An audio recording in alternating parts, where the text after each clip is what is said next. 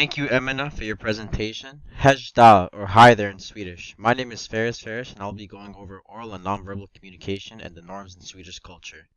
Are you planning a trip to Sweden, but not sure how you'll get around? Well, no worries. Over 90% of Swedes speak English as a second language, but that's going to be the least of your problems, ironically.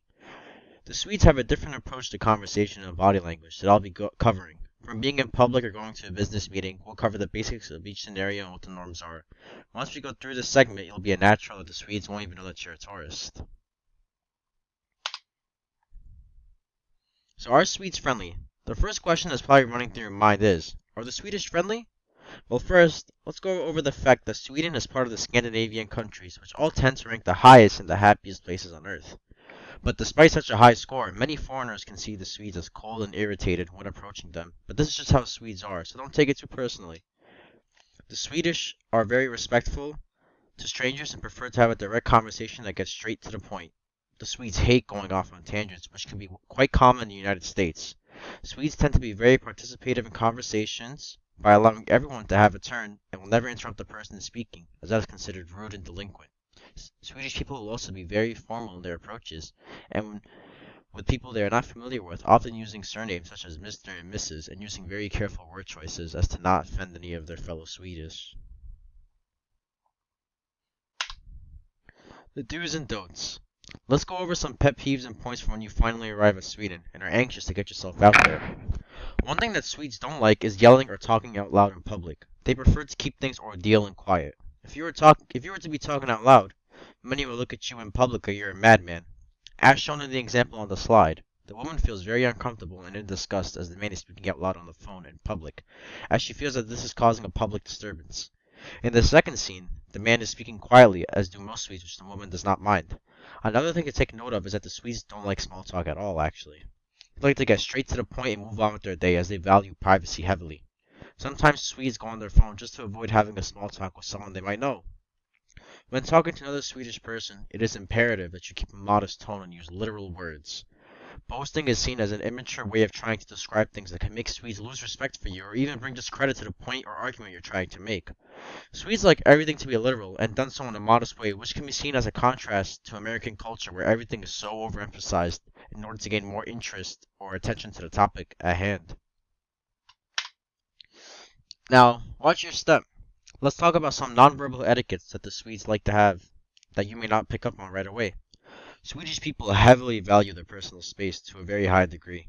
When talking to a Swedish person, you'll notice that they'll take a couple steps back if you're too close, as they get really uncomfortable when someone is up in their face. As shown in the example, a woman feels very uncomfortable with the random stranger sitting right across from her, as she feels that he is within her private space.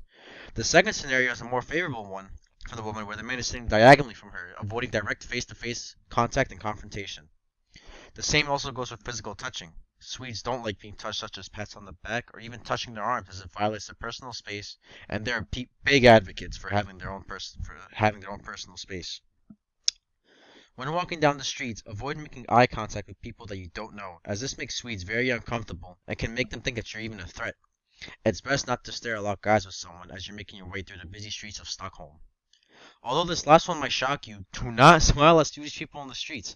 Many Swedish people think a random person smiling at them is a sociopath, even a murderer. So whatever you do, keep a stone cold face. Now let's move on to the professional environment. Maybe you're not in Sweden for a nice relaxing vacation, but rather a business trip. Most of the rules that apply in public for Sweden also apply to the professional world. When presenting to a group of Swedish people, Swedes love to keep their hands in their trouser pockets for presentation. They avoid using hand gestures to boast or to overemphasize their point, which could bring discredit to your argument. They avoid using facial expressions and try to keep their meetings straight to the point without any tangents. Swedes like to keep a good body posture, and the professional workplace is a sign of respect and professionalism to those around them. Now, despite all these seemingly cutthroat conditions, Swedes experience a great workplace environment, as there is no barrier between upper and lower managements in the workforce. This is known as a low-power distance movement or low-power distance environment, which is a term that Hofstede has conjured for workplaces with no barriers. Those just starting out can be expected to be invited to happy hours with the CEO and can reach out with any ideas or concerns at any time, which is contrary to America, which many would avoid doing this as this would be deemed unprofessional. Trends in communication. Although Swedish culture may seem a bit hard to fit into and get adjusted into, people in Sweden are beginning to open themselves up to change. With the new generations becoming more integrated in world affairs and other cultures, it is a possibility that Swedes become more informal and laxer with their communication with strangers.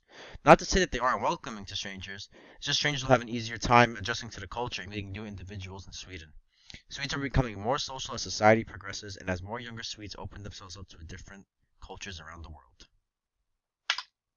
Taksai Myek. Thank you for joining me today. I hope you learned a lot today about how to navigate through the social aspect of Sweden. Sweden may be hard to adjust to once you arrive, but after a while, you'll get the hang of it.